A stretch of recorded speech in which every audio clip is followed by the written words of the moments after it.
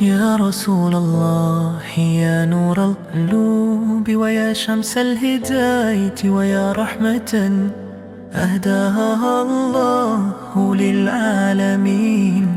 إن الأرواح تشتاق إلى ذكرك والقلوب تحيا بالصلاة عليك، والعيون تمع شوقا إلى طيبة حيث سكنت، واللسان لا يملو من الثناء عليك.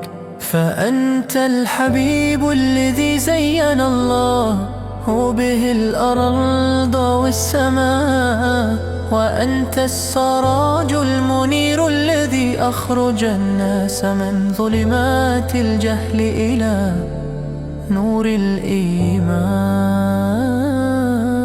يا خيرا من وطئ الثرى بقدمه، ويا أكرم من نطق بالحق، سلام عليك في كل صباح ومساء، وسلام عليك بعدد نجوم السماء، وسلام عليك بعدد أمواج البحار، وسلام عليك ما تعاقب الليل والنهار.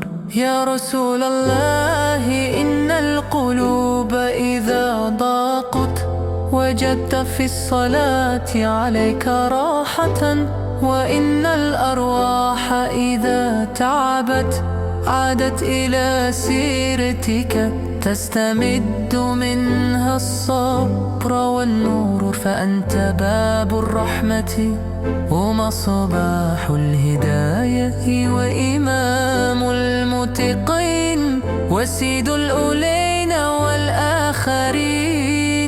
كم من عين سالت دموعها شوقا إلى زيارة مسجدك الشريف، وكم من قلب تمنى أن يقف أمام روتك الطاهرة قائلا السلام عليك يا رسول الله، السلام عليك يا نبي الرحمة، السلام عليك يا خير خلق الله. يا ساكن المدينة المنورة، يا من أضاءت ببدومك الأرض، يا من علت برسالتك كلمة الحق، يا من علمت الدنيا معاني الرحمة والعدل والإحسان. نحن عباد مقصورون، ولكن حبك يسكن أعماق قلوبنا،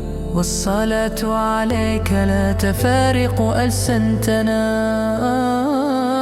اللهم ارزقنا شفاعة نبيك الكريم، واجعلنا من أهل محبته واتباع سنته، ولا تحرمنا زيارة مسجده الشريف، واجمعنا به في الفردوس الأعلى مع الصديقين والشهداء والصالحين. يا نبي الله يا حبيب الرحمن، يا من إذا ذكرت تطمأنت القلوب، وإذا صلي عليك انشرحت الصدور. نسأل الله أن يجعل حبك نورا في قلوبنا، وأن يجعل سيرتك نبراسا لحياتنا، وأن يرزقنا الثبات على دينك حتى نلقاه.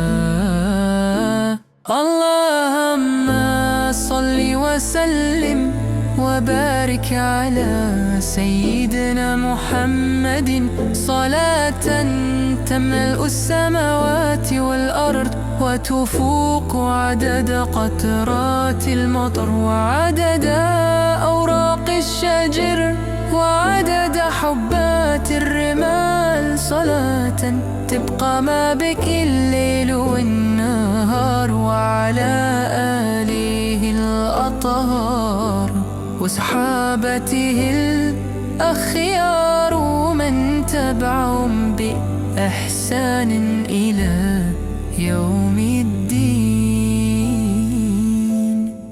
وصلى الله على سيدنا محمد النبي وعلى آله وصحبه أجمعين، والحمد لله.